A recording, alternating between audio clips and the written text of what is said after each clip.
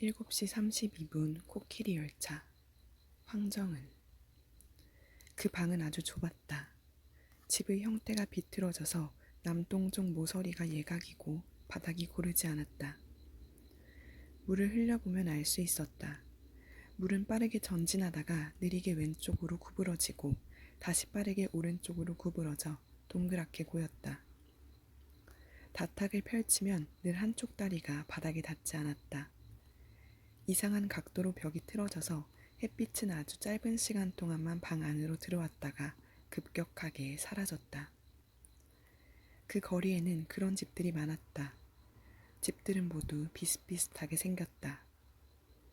이주를 목적으로 한꺼번에 지어졌기 때문이었다. 이주는 완벽하게 이루어지지 않았다. 밤에 멀리서 그 거리를 보면 벌판에 솟은 캄캄한 집들의 윤곽을 볼 수 있었다. 그것들은 버려진 상자처럼 보였다. 팥씨는 창밖으로 빈집의 창들을 내다보며 그곳이 마음에 든다고 말했다. 다음 순간엔 마음에 들지 않는다고 말했다. 모두 진심일 거라고 나는 생각했다. 팥씨는 밤에 잠을 잘 자지 못했다. 나는 잠기가 얇은 편이었다. 팥씨가 잠을 자지 못하고 부스럭거리면 나도 잠을 잘 수 없었다. 우리는 카드를 가지고 놀았다. 그런 밤들이 계속 이어졌다. 팥씨가 나를 깨우고 내가 일어났다. 팥씨가 불을 켜고 내가 카드를 꺼냈다. 팥씨가 이불을 손바닥으로 두드려서 주름을 없애고 둘이서 함께 이불 위에 카드를 늘어놓았다. 세로로 9장, 가로로 6장씩을 늘어놓고 번갈아가며 한 쌍씩 카드를 뒤집었다. 무작위로 2장을 뒤집어 숫자가 같으면 열에서 제하고 다르면 그대로 엎어뒀다. 다른 것을 뒤집더라도 위치를 기억해두는 것이 중요한 게임이었다. 팥씨의 집중력은 기복이 심했다. 3판을 연달아 이긴 다음엔 4판을 연달아 졌다. 오늘은 굉장히 많은 사람들이 찾아왔어. 스페이드 퀸을 성의 없이 뒤집으며 팥씨는 말했다. 우유 외판원, 인구 조사원, 택배가 2개 도착하고 생수가 배달되었어. 수요일이니까. 그래, 생수는 수요일에 배달되니까. 그리고 마지막엔 가스 검침원이 방문하겠다고 연락을 해왔어. 전화로? 응, 전화로. 지금 가도 되나요? 가스 검침원이 물었다. 팥씨는 그렇게 하라고 대답했다.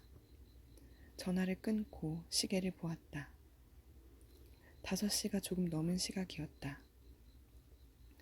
ESPN 채널에서 골프 경기를 중계하고 있었다. 작고 단단한 공이 멀리 날아갔다. 갤러리들이 박수를 쳤다. 팥씨는 텔레비전을 껐다. 가스 검침원이 2번째로 벨을 눌렀을 때 팥씨는 현관에 서 있었다. 3번째 벨이 울렸다. 4번째 벨은 울리지 않았으나 팥씨는 가스 검침원이 문 밖에 서 있는 것을 알고 있었다. 무릎 앞에 놓인 카드를 뒤집으며 팥씨는 말했다. 문 너머로 굉장한 밀도가 느껴졌거든. 하트 원. 내가 말했다. 팥씨는 다른 한 장을 뒤집었다. 문을 열어줄 수가 없었어. 하트 6. 찌를 거라고 생각했어. 문을 열면 틀림없이 볼펜으로. 너를, 나를. 내 차례였다. 오른쪽 끝에 놓인 카드를 뒤집었다. 클로버 9. 다른 한 장을 뒤집었다. 다이아몬드 9. 카드 2장을 이불 밖으로 집어냈다. 팥씨는 무표정한 얼굴로 짝짝짝 박수를 쳤다. 잘하는데? 팥씨도 한 장을 뒤집었다. 스페이드 1. 다시 한 장을 집어들었다. 나는 카드들의 뒷면을 응시했다. 팥씨는 입을 다물고 스페이드 1과 클로버 잭을 있던 자리에 뒤집어 놓았다. 팥씨가 말했다. 망상이라는 걸 머리로는 알고 있었는데 몸이 그걸 믿었어. 가스 검침원으로 위장한 강도였을 수도 있지. 그런 게 아니야. 방문객이 많았다니까. 그전까진 아무렇지도 않았는데 덜컥 멈춰버린 거야. 나는 씹어먹는 비타민제의 은박 포장을 벗겨 입에 넣고 파씨에게도 하나를 주었다. 파씨는 그것을 녹여 먹었다. 비타민제를 빨며 다시 생각에 잠겼다가 파씨가 확인하듯 말했다. 조금도 움직일 수 없었어. 가스 검침원은 쉽게 돌아가지 않았다. 파씨는 닫힌 문을 마주하고 서 있었다. 방 안에서 전화벨이 울렸다. 벨은 한동안 울리다가 멈췄다. 문 저쪽에서 구두를 바닥에 비비는 소리가 들려왔다. 파씨는 계단을 내려가는 발소리를 들었다. 발소리는 3층에서 1층에 이를 때까지 계속 들려왔고 조금씩 아래쪽으로 멀어졌다. 파씨는 단단하게 굳은 껌을 뱉고 수돗물을 틀었다. 귀가 너무 뜨거워서 물을 묻혀 식혔다. 종이타월로 얼굴을 문지르고 손가락 사이와 귀를 닦았다. 그때 생각했어. 파씨가 말했다. 동물원에 가야겠다고. 동물원? 어째서 동물원이냐고 나는 물었다. 파씨는 숫자가 같은 카드 2장을 뒤집어 이불 바깥에 내려놓았다. 화가 난 듯한 얼굴이었다. 설명할 수 없어 그런 건. 일단 동물원을 떠올렸으니까. 가느냐 가지 않느냐의 문제만 남은 거야. 지금은 오직 그것만 물어볼 수 있는 거야. 파씨는 동생과 함께 외삼촌의 집에서 자랐다. 그가 파씨의 친척 중 가장 넉넉한 생활을 하고 있었다. 외삼촌 내외에게는 달리 양육해야 할 아이도 없었다. 6년을 그곳에서 살다가 12살 때 이모에게 구출되었다. 6년의 기억은 하나의 자세로 압축되었다. 팔꿈치와 무릎이 닿도록 엎드려서 바닥에 손등을 대고 손바닥 위에 이마를 얹고 허벅지를 꽉 붙인 채 왼쪽 발바닥 위에 오른쪽 발등을 얹은 다음 관절을 딱딱하게 조인다. 나는 이 자세를 몇 번 본 적이 있었다. 처음 본 것은 어느 계절인가의 석양 무렵이었다. 방으로 들어가니 파씨가 창을 향해 엎드려 있었다. 단지 엎드려 있다고만은 할 수 없는 압도적인 몰입으로 만들어진 자세였다. 모든 뼈마디가 하나하나의 자물쇠로 완벽하게 잠겨서 파씨의 의지 말고 그것을 풀 수 있는 열쇠는 없는 것처럼 보였다. 두부를 파는 트럭이 확성기로 두부라고 떠들며 골목을 지나갔다. 나는 구토가 치밀었다. 뭘 하고 있어? 내가 묻자 상당한 시간이 흐른 뒤 상당한 시간을 들여 자물쇠를 하나하나 풀고 파씨는 등을 세우고 앉았다. 나는 텔레비전을 켰다. 오래전에 본 영화가 더빙으로 방영되고 있었다. 둘이 함께 앉아서 그것을 보았다. 파씨가 두부를 데워왔고 내가 술을 내왔다. 둘이서 영화를 보며 두부를 잘라 먹고 술을 마셨다. 파씨의 외삼촌은 부드러운 목소리와 인상을 가진 남자였으나 남이 보지 않는 곳에서는 잔혹한 행동을 하는 사람이었다. 잔혹한 사람이라고 말할 때 파씨는 거의 입술을 움직이지 않았다. 맞았어? 주먹이나 도구 같은 것으로? 나는 물었다. 파씨는 앞뒤로 몸을 흔들었다. 그건 좀 더 미묘한 형태의 학대였어. 물리적인 형태가 느껴지는 악담들, 악의적인 행동들, 쾌적하지 않은 접촉들. 예를 들어 말을 할 때는 반드시 귀 위쪽을 잡아당기는 거야. 이렇게. 파씨는 귓바퀴 위쪽을 엄지와 검지로 잡아 올렸다. 근육이 당기면서 파씨의 오른쪽 얼굴이 미묘하게 밋밋해졌다. 어린아이는 목이 가늘기 때문에 위쪽에서 이렇게 귀를 당기면 대번에 머리가 기울어지잖아. 이렇게 한 다음에 귀에 대고 소리를 지르는 거야. 또 애새끼, 또 밥을 흘렸어. 거기를 찢어버리기 전에 주워 처먹어. 또, 또, 또. 파씨는 누군가의 흉내를 내고 있었다. 그 음성을 듣자 나는 얼굴이 싸늘하게 식었다. 파씨가 그런 목소리를 내는 것을 나는 한 번도 들어본 적이 없었다. 끈적이는 질감이 느껴지는 어조였다. 나는 예전에 페인트를 갓 바른 벽을 만졌을 때를 떠올렸다. 손바닥을 벽에서 떼자 두꺼운 에나멜질의 페인트층이 피부처럼 묻어나왔다.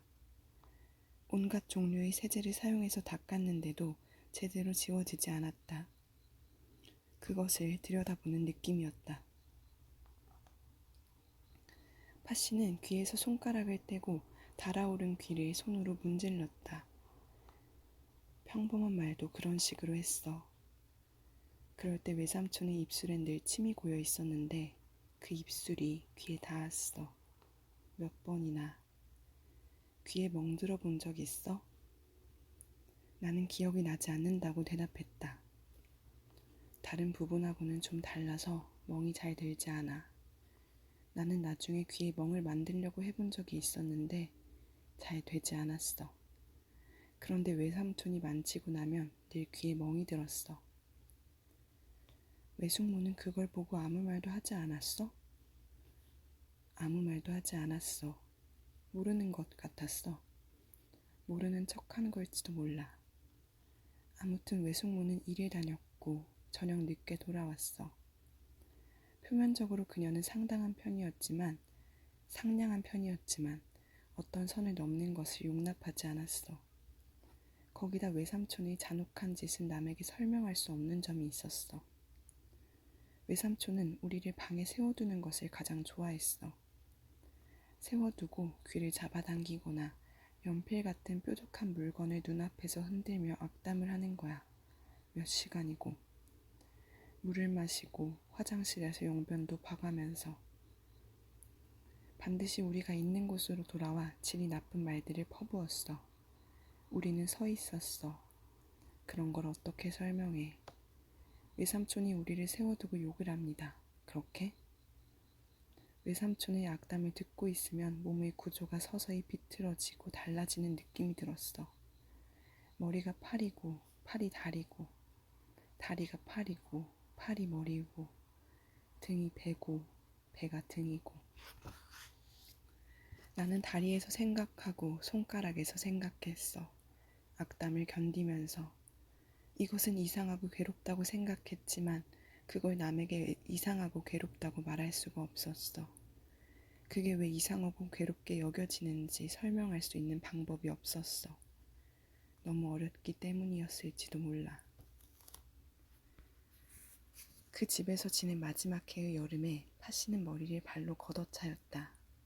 외삼촌의 엄지발가락이 오른쪽 눈을 깊숙이 찔렀다. 그것이 계기가 되어 파씨와 파씨의 동생은 이모의 집으로 옮겨갔다. 파씨의 오른쪽 각막이 아무는 데는 오랜 시간이 걸렸다.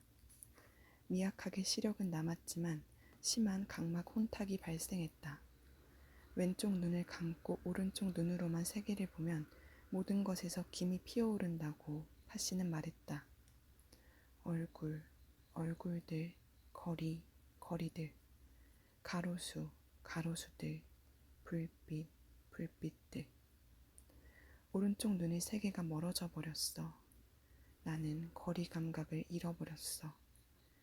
이쪽과 저쪽을 동시에 볼 수 없다는 건 그런 균형을 제대로 맞출 수가 없게 되었다는 의미야. 자기 내부의 잔혹한 광경들과 거리를 둘 수가 없게 된 거야. 이모와 함께 살게 된 이후에도 나는 여러 번 그 집 앞까지 갔었어. 모퉁이에 서서 그 집을 바라보며 잔인한 일들을 상상했어. 외삼촌 내외가 그 집 안에서 괴한에게 습격당해 난도질당하는 일 같은 것. 그게 나야. 그게 나야. 이것을 몇백 번이나 생각했어. 완벽하게 시뮬레이션에서 준비가 되면 들어가는 거야. 하고 생각했어. 다트를 던지는 것과 비슷했어. 다트를 쥐고 표적을 노려보고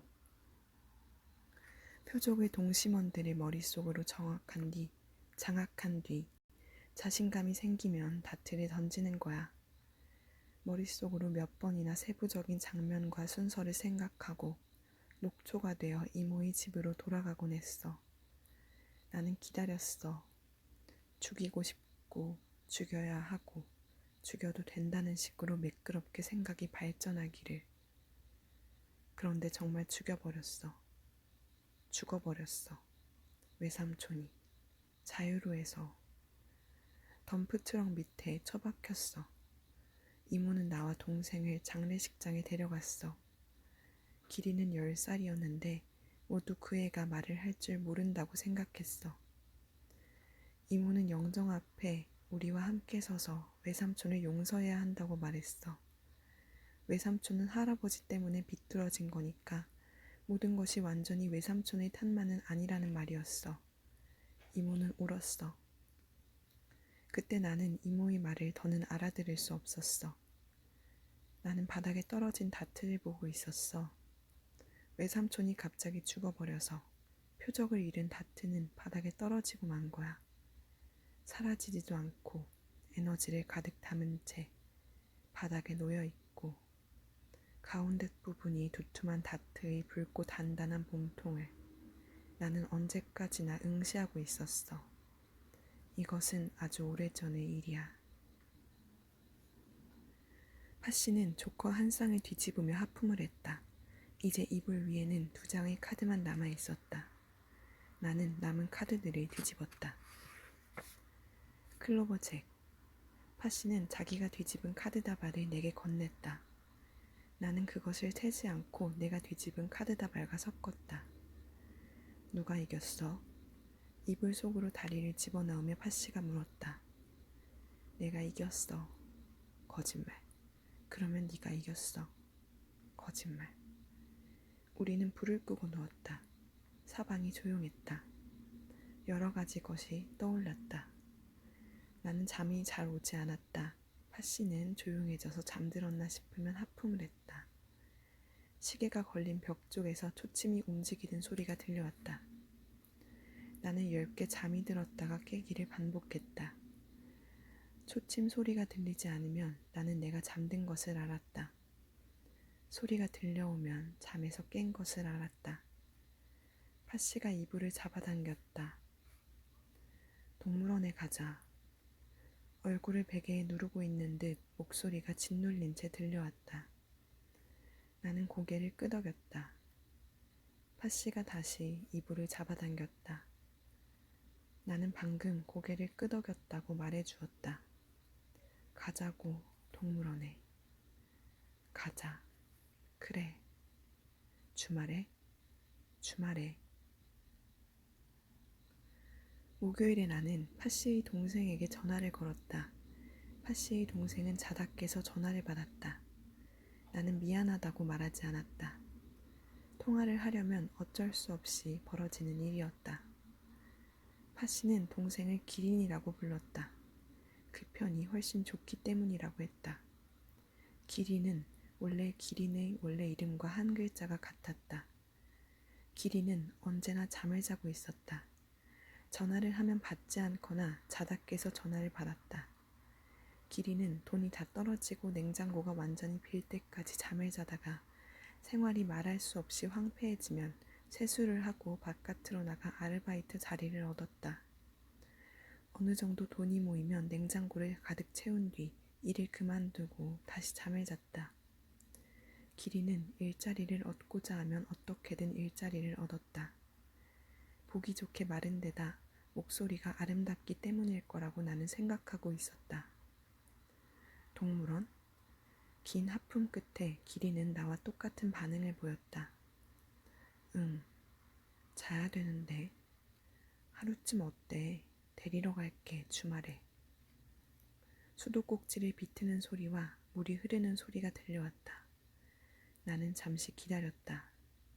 목으로 물을 넘기는 소리를 내면서 기린이 말했다. 그럴 필요 없어. 나 혼자 갈 수 있으니까. 깨워주기만 해. 전화로? 응, 전화로. 그러면 입구에서 봐. 주차장에서. 그래, 주차장에서. 전화를 끈 차 곁에서 기다리고 있던 팥씨가 싱긋 웃었다. 팥씨는 보라색 사인펜의 뚜껑을 열고 달력을 커다랗게 마킹을 했다. 김밥을 싸야 한다고 팥씨는 말했다. 김밥을 싸지 않으면 소풍답지 않다는 것이 팥씨의 의견이었다.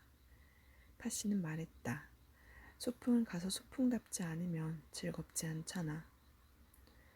일요일에 우리는 함께 김밥을 쌌다. 팥씨는 뚜껑이 빨간 플라스틱 용기에 김밥을 담았다. 나는 탄산음료에 과일을 잘라 넣은 칵테일을 만들었다. 쿠킹 포일에 올리브도 10알쯤 쌌다.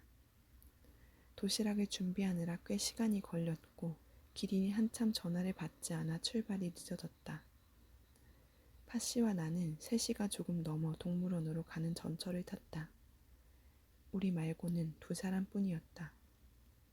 작업용 방수바지를 입은 남자가 구석자리에서 신문을 읽고 있었고 노약자석에 할머니가 앉아 있었다. 할머니는 괴상한 형태로 불룩한 자루를 바닥에 놓아두고 잠에 빠져 있었다. 나는 도시락이 든 가방을 무릎 위에 올리고 맞은편의 빈 좌석을 바라보았다. 커브를 돌아가며 아코디언처럼 주름진 굴절부가 휘어졌다. 철로의 요철로 발밑이 덜컥덜컥 흔들렸다. 팥씨와 나는 입을 다물고 그 소리를 들었다. 기린은 밑창이 납작한 운동화를 신고 주차장 팻말 아래 서 있었다. 여긴 굉장히 넓어. B라고 적힌 팻말을 턱으로 가리키며 기린이 말했다. 어디쯤에서 기다려야 할지 몰라서 그냥 서 있었어. 기린은 후드티 주머니에 손을 찔러 넣었다. 짧게 자른 머리카락이 귀 뒤편으로 비죽 뻗쳐 있었다. 잠을 충분히 자지 못해 불만스러워 보이는 얼굴이었다. 우리는 주변을 둘러보았다. 광범위하게 주차장이 펼쳐져 있었다. 주차장 둘레를 따라 굵은 플라타너스들이 서 있어 그 너머에 무엇이 있는지 잘 보이지 않았다. 브라스 밴드가 연주하는 음악이 희미하게 들려왔다. 우리는 B에서 C 쪽으로 걷기 시작했다. 저기가 아닐까? 팥씨가 손가락을 들어 위쪽을 가리켰다. 나무 너머로 케이블과 그것에 매달려 서서히 움직이는 리프트가 보였다. 우리는 그쪽으로 걸어갔다. 좁은 도로를 건너자 광장이 나타났다. 나는 광장에 압도되었다. 모든 동물원과 놀이공원은 이런 광장을 가지고 있는 걸까? 나는 생각했다. 입구부터 벌써 이렇다면 안은 어떨까? 3,900명은 되겠어. 팥씨가 말했다. 무슨 말이야? 기린이 말했다. 여기 말이야. 3,900명 정도는 할 수 있겠다고. 여기에서 에어로빅을. 검지를 펴서 거칠거칠한 바닥을 가리키며 팥씨가 말했다. 동물원 광장에서 에어로빅을 하는 3,900명의 사람들. 이상한 소리를 한다고 기린이 투덜거렸다. 우리는 매표소를 향해 걸어갔다. 소매 밑으로 드러난 손목이 시렸다. 맑은 날이었고 아직 해는 지지 않았지만 공기가 싸늘했다. 무지개 조형물이 달린 매표소 앞에 서서 요금표를 읽었다. 동물원으로 들어가는 요금과 테마공원으로 들어가는 요금이 구별되어 있었다. 팥씨는 테마공원에도 들어가고 싶다고 말했다. 안내문에 당나귀를 타거나 만져볼 수 있다고 쓰여 있었다. 나는 도시락을 기린에게 맡기고 지갑을 꺼냈다. 어깨가 좁은 매표원이 매표구를 통해 지폐를 건네받으며 몇 사람이냐고 물었다. 나는 성인 3사람이라고 대답한 다음 테마공원 입장권도 달라고 말했다. 매표원은 죄송하다고 말했다. 지금 시간에는 한 곳만 입장하실 수 있습니다. 관람 시간이 부족해서 충분히 둘러보지 못할 거예요. 동물원과 테마공원 중 한 곳을 선택해 주세요. 아직 4시밖에 안 되었는데요. 폐장 시간이 7시입니다. 나는 머리를 긁었다. 동물원과 테마공원 중 어느 쪽이 더 넓습니까? 나는 물었다. 매표원이 이상하다는 듯이 나를 보았다. 동물원이 훨씬 넓습니다. 나는 더 넓은 쪽을 택했다. 성인 3사람 몫의 입장권과 잔돈을 건네받으며 나는 리프트를 가리켰다. 안으로 들어가려면 저걸 반드시 타야 하나요? 그렇지 않다고 매표원은 대답했다. 걸어서 들어가는 방법도 있고 코끼리 열차를 타는 방법도 있는데 걸어 들어가면 오래 걸리고 코끼리 열차를 타려면 탑승권을 구입해야 한다고 말했다. 코끼리 열차 쪽이 좋았다. 나는 성인 3사람 몫의 탑승권을 구입했다. 입구로 나오는 마지막 코끼리 열차는 7시 20분에 있습니다. 매표원이 탑승권을 건네주며 말했다. 아, 좋다. 팥씨가 말했다. 정말, 내가 말했다. 시원해. 기린이 말했다. 우리는 코끼리 열차를 타고 동물원으로 들어가는 길이었다. 좌석이 마주보는 형태로 되어 있었다. 팥씨와 내가 나란히 앉고 기린이 맞은편에 앉았다. 사람이 많아서 포장 용기에 든 찰떡처럼 모두 엉덩이를 붙이고 앉아 있었다. 기린의 짧은 머리카락이 팔랑팔랑 날려서 이마를 덮었다. 코끼리 열차의 질주는 유쾌했다. 빠르게 달려서 풍경들이 휙휙 지나갔다. 뺨이 차갑게 식었지만 나는 기분이 좋았다. 팥씨가 웃었고 기린도 우리를 보면서 웃었다. 모두의 몸이 덜컹덜컹 흔들렸다. 모두 얼굴에 잔뜩 주름을 만들면서 웃었다. 통제가 되지 않는 웃음이었다. 목구멍 깊숙한 곳에 추가 달려서 열차가 덜컹거릴 때마다 그게 덜컹거리며 흔들리고 여기저기에 부딪혀 웃음이 터지는 것 같았다. 나는 도시락이 바깥으로 튕겨나가지 않도록 꽉 붙들었다. 동물원에 도착했다는 안내방송이 흘러나왔다. 우리는 내렸다. 큼직한 배낭을 맨 외국인이 내렸고 어린아이 3명과 누가 어느 쪽의 일행인지 알 수 없는 사람들이 5-6명 내렸다. 머리를 대강 올려묶어 정수리가 울퉁불퉁해 보이는 10대 여자아이가 껌을 씹으며 우리를 보았다. 재미없다는 듯한 눈빛이었다. 동물원을 막 관람하고 나온 사람들이 우리가 내린 코끼리 열차에 올라탔다. 거북등 모양으로 갈라진 포석을 밟고 서서 열차가 떠나는 것을 바라보았다. 웃느라 생겼던 야트막한 주름들이 사라지고 얼굴이 수축되었다. 모두 어디로 가는 거지? 멀어지는 코끼리 열차를 바라보며 기린이 물었다. 놀이공원이야. 근처에 있어. 내가 말했다. 거기 가면 즐거울까? 팥씨가 물었다. 팥씨는 외국인을 멍하니 바라보고 있었다. 외국인 남자는 손마디를 딱딱 꺾으며 동물원 입구 쪽을 바라보았다. 무료해 보이는 얼굴이었다. 팥씨는 홍학을 보고 싶다고 말했다. 홍학사에는 홍학이 없었다. 오목한 접시처럼 생긴 하늘색 무릉덩이가 비현실적인 색감으로 반짝거렸다. 선명한 주홍색 깃털이 지저분한 수면에 떠 있었다. 우리는 두서없이 방향을 틀어가며 동물들을 둘러보았다. 가슴 부근의 털이 녹색으로 물든 백곰을 보았다. 타조는 깃털이 빠져 볼품없는 모습을 하고 있었다. 나뭇가지를 든 사육사가 하마의 입 안에서 납작해진 페트병을 빼냈다. 페트병을 하나씩 빼낼 때마다 관람객들이 박수를 쳤고 사육사는 증오심 어린 시선으로 관람객들을 노려보았다.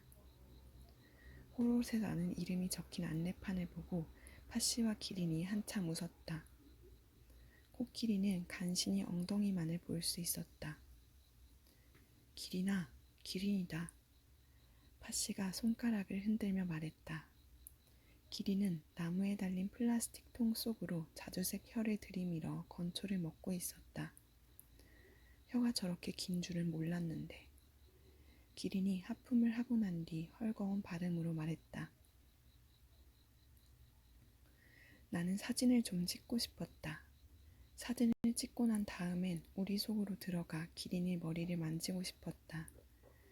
기린의 머리엔 뭉툭한 뿔처럼 보이는 돌기가 2개 있는데 그게 정말 뿔인지 얼마나 단단할지도 알아보고 싶었다. 누구도 사진기를 가져오지 않았다. 나는 단념하고 우리 속의 기린을 바라보았다. 텅 빈 물범 우리 속에서 모자를 쓴 남자가 바위에 앉아 무언가를 씹고 있었다. 물이 든 양동이와 나뭇잎이 엉킨 빗자루가 바닥에 놓여 있었다. 우리는 한동안 그를 구경하다가 다시 걷기 시작했다. 다리를 쉬려고 들른 카페테리아에서 기린은 잠이 들었다. 우리는 오래된 영화에 대해 몇 마디를 나누고 있었다. 기린은 비디오 방에서 아르바이트를 할 때 그 영화를 보았는데 여배우의 얼굴이 설득력 있게 생겨서 영화를 보는 내내 기분이 좋았던 기억이 난다고 웃으면서 말했다. 배 부분에 집중적으로 살이 찐 남자가 카페테리아로 걸어 들어왔다. 그가 큰 목소리로 커피를 주문했다. 그를 잠시 돌아보고 다시 고개를 돌렸더니 기린은 이미 손등을 베고 잠들어 있었다. 동물원 카페테리아에서 낮잠을 자지 말라는 법은 없었다. 반복해서 우리 안쪽을 들여다보는 일에도 좀 지쳤으므로 나는 그대로 두자고 생각했다. 파씨는 가방을 열고 손톱깎이를 꺼내 손톱을 깎기 시작했다. 카페테리아의 점원이 굳은 얼굴로 우리를 보았다. 기린이 일어나면 도시락을 먹자고 내가 말했다. 파씨는 응 하고 고개를 끄덕였다. 햇빛이 오렌지색으로 조금씩 탁해지고 있었다. 곧 날이 저물 것 같았다.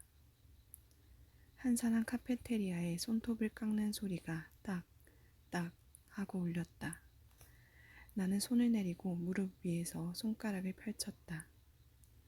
헐겁게 감은 실타래 속에 2 손을 넣고 있는 것 같은 기분이 들었다. 손가락 사이로 빈 공간이 느껴져 실을 당기면 다른 곳이 비었다. 따뜻하지만 가볍고 곳곳이 비어서 불안했다. 불안해서 손가락을 자꾸 움직이다 보면 손마디에 팽팽하게 실이 감겼다. 나는 탁자 가장자리로 튄 손톱을 쓸어냈다. 기린이 빨리 잠에서 깨서 셋이서 도시락을 배부르게 먹고 싶었다. 물소 울음소리가 근처에서 들려왔다. 왜 동물원에 오자고 했어? 나는 물었다. 평범하니까 인간답고. 무슨 말인지 모르겠어. 동물원은 가장 인간적인 영역이잖아. 그런가? 우리를 만들어서 동물들을 넣어놓고 관람료를 받는 일 같은 것을 인간 외에 어떤 동물이 생각해내겠어. 동물을 관리하는 인간이 있고 동물을 관람하는 인간이 있고 동물을 관람하는 인간들을 관리하는 인간이 있고 그런 인간들에게 통제되고 영향받는 소수의 동물들이 있는 곳. 압도적인 인간의 영역. 그게 동물원이야. 동물원의 동물들이 어딘지 사람의 얼굴을 하고 있는 것은 그 때문이야. 그런 걸 보고 싶었어. 사람들에게 통제되고 영향받는 동물들이 사람들이 붙인 이름이 적힌 우리 안에서 온순하게 살고 있는 것. 그런 걸 보고 싶었다고. 아니야. 보고 싶었다기보다는 먹고 싶었어. 그런 경험을. 먹고 싶었다고? 응. 파씨는 새끼 손톱을 잘라내며 몇 번이고 고개를 끄덕였다. 먹고 싶었어. 그런 경험을. 기린은 조금도 움직이지 않고 잠을 자고 있었다. 내버려두면 언제까지나 잘 것 같았으므로 내가 기린을 깨웠다. 이제 밥을 먹을 차례지. 도시락을 펼치고 나무 젓가락을 쪼개며 파씨가 말했다. 우리는 김밥을 먹고 칵테일을 마셨다. 밥알이 좀 굳어 있었지만 김밥은 맛이 좋았다. 과일 칵테일은 김이 빠져서 단맛만 남아 있었다. 나는 올리브 하나를 입에 넣었다. 초반에 짠맛에 익숙해지면 올리브는 얼마든지 먹을 수 있었다. 정성껏 살을 발라먹고 씨를 뱉었다. 팥씨가 젓가락으로 씨를 집어 멀리 던지며 기린에게 말을 말했다. 잠을 좀 줄여봐. 기린이 부숭부숭하게 부은 눈을 깜빡이며 팥씨를 보았다. 팥씨가 말했다. 여러 면에서 손해야. 네가 자는 동안에도 시간은 흐르고 여러 가지 것들이 지나가잖아. 상관없어. 잠을 자는 게 가장 즐거워. 더 재미있는 것을 해. 내가 말했다. 재미있는 것? 그래, 재미있는 것. 재미있는 계획이라면 하나 가지고 있어. 기린이 김밥을 입에 넣고 말했다. 우는 레스토랑을 경영하고 싶어. 밥을 먹으면서 우는 레스토랑. 북미 쪽에는 그런 레스토랑이 벌써 생겼다고 하던데. 나도 그런 가게를 가지고 싶어. 손님들은 밥을 먹기 위해서가 아니라 마음 놓고 울기 위해서 레스토랑을 찾아오는 거야. 밥을 먹으면서 울다니 어색해 라고 생각할 수도 있지만 그게 상당히 서럽고 간단해. 밥을 먹으려면 입을 벌리잖아. 입을 벌리면 울 수 있어. 실은 입을 벌리니까 울 수 있는 거야. 거기다 음식물 때문에 목이 꽉 막혀서 통곡할 수 있는 조건을 모두 갖춘 상태가 되는 거야. 손님은 먹으면서 울고 더러운 것을 모두 테이블에 쏟아버린 뒤에 깨끗해진 상태로 그곳을 떠나 집으로 돌아가는 거야. 집으로 돌아가 열쇠 구멍에 열쇠를 밀어넣으면서 생각하는 거야. 괜찮아. 그것들은 모두 거기 테이블에 버리고 왔으니까. 나는 지금 한결 나아졌으니까 라고. 근사하다. 팥씨가 말했다. 내가 첫 번째 손님이 될래. 뭐라고 했어? 기린이 이마를 찌푸렸다. 입에 든 걸 삼키고 말해. 나는 말했다. 팥씨가 가고 싶대. 팥씨가 그 레스토랑의 첫 번째 손님이 될 거래. 팥씨라고? 팥씨. 팥씨가 누구야? 팥씨가 누구냐니? 나는 내 오른쪽 자리를 돌아보았다. 거기에 팥씨는 없었다. 방금 누군가 박차고 일어난 듯 빈 의자가 비틀린 채 놓여 있었다. 나는 카페테리아 계산대 쪽을 돌아보았다. 거기에도 팥씨가 없었다. 기린이 물끄러미 나를 보다가 김밥 한 조각을 집었다. 기린은 김밥을 우물우물 씹었다. 칵테일을 마시고 바닥에 달라붙은 파인애플 조각을 손가락으로 집어서 곰곰 따져보듯 씹었다. 몸집이 큰 초식동물의 배설물 냄새가 바람을 타고 날아왔다.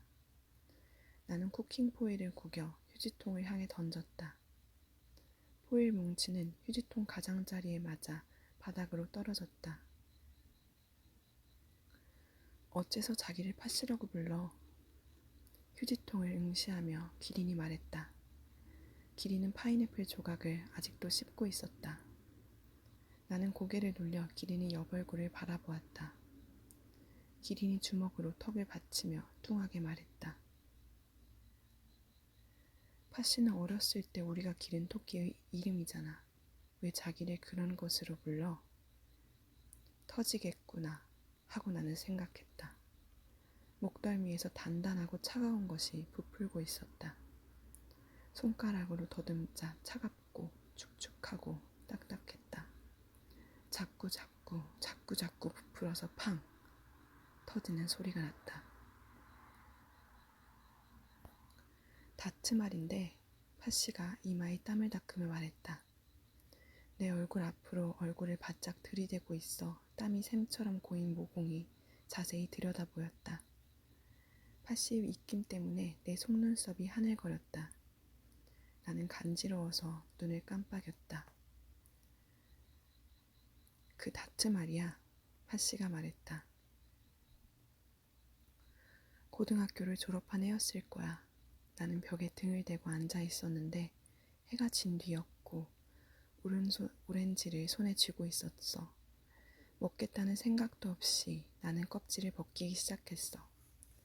껍질이 두꺼운 오렌지라서 굉장히 손톱이 아팠지만 끝까지 칼을 사용하지 않고 손톱으로 찢었어. 껍질을 벗기는 동안 엄청나게 땀이 났어. 그렇게 땀을 흘려본 적은 없었어. 오렌지를 쪼개면서 나는 생각했어. 외삼촌과 같은 인간이 되어서 어두운 얼굴로 어두운 짓을 되풀이하고 싶지는 않다. 그건 정말 끔찍하게 싫다. 라고. 이모는 완전히 외삼촌의 탓만은 아니라고 말했지만 그건 사실과 다르다고. 오렌지를 씹으면서 나는 생각했어. 외삼촌은 자기를 괴롭힌 사람의 다트를 응시하느라 자기 속의 다트를 보지 않은 거야. 그러니까 외삼촌이 우리에게 한 일에 대한 몫은 완전히 외삼촌 한 사람만의 자발적인 몫인 거야. 그러니까 내가 가지고 있는 다트를 계속 지켜보자. 나는 생각했어. 내가 뭘 하려고 했는지, 내가 하려고만 하면 뭘 할 수 있었는지를 정확하게 아는 것이 중요하다고 나는 생각했어. 다트가 있고 그걸 지켜보는 내가 있어.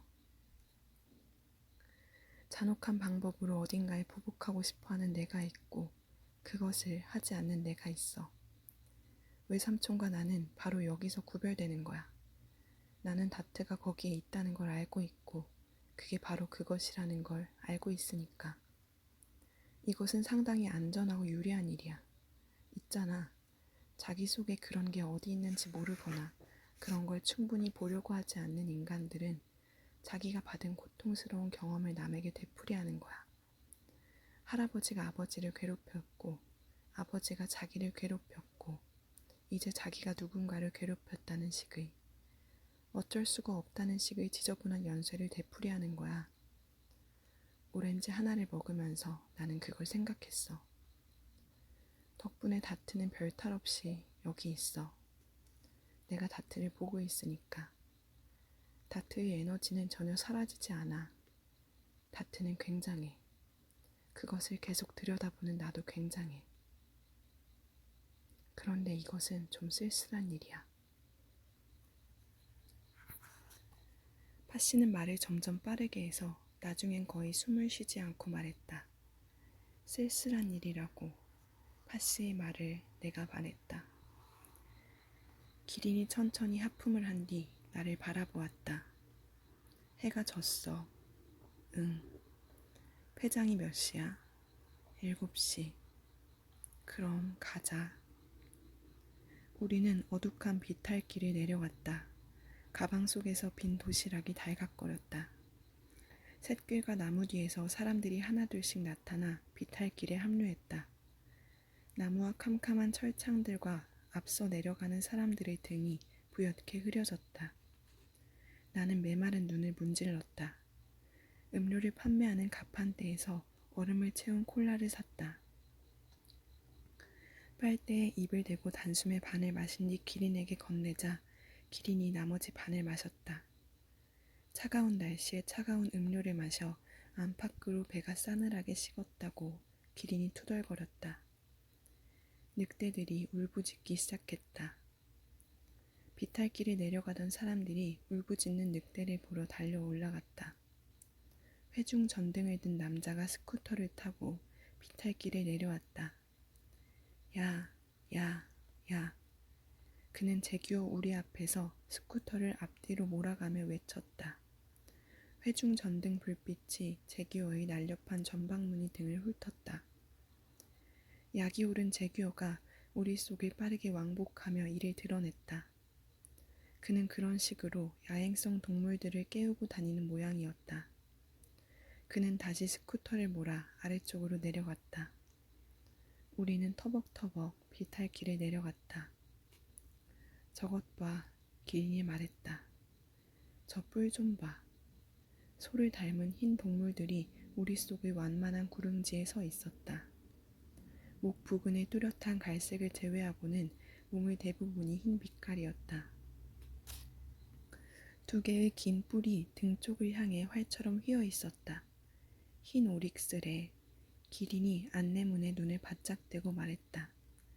점프를 잘하고 잘 뛴대. 그런데 왜 뛰지 않아? 내가 중얼중얼 말했다. 야, 야, 야 오릭스야. 여기까지 와봐. 우리 가장자리를 탁. 탁 두드리며 기린이 말했다. 야, 야, 오릭스야, 이걸 넘어봐. 우리 가장자리를 텅 두드리며 내가 말했다. 야, 야, 야. 오릭스 무리가 머리를 돌려 이쪽을 바라보았다. 우리는 입을 다물었다. 침묵이 갑작스럽게 머리 위로 내려왔다. 잠기가 완전히 가신 목소리로 기린이 말했다. 7시야. 이제 완전히 어두웠다. 기린의 얼굴이 제대로 보이지 않았다. 곁에서 목소리가 들려왔다. 17분이야. 응. 그렇게 대답하고 나는 계속 우리 안을 바라보았다. 기린이 아프다고 투덜대며 발을 번갈아 들었다가 내려놓았다.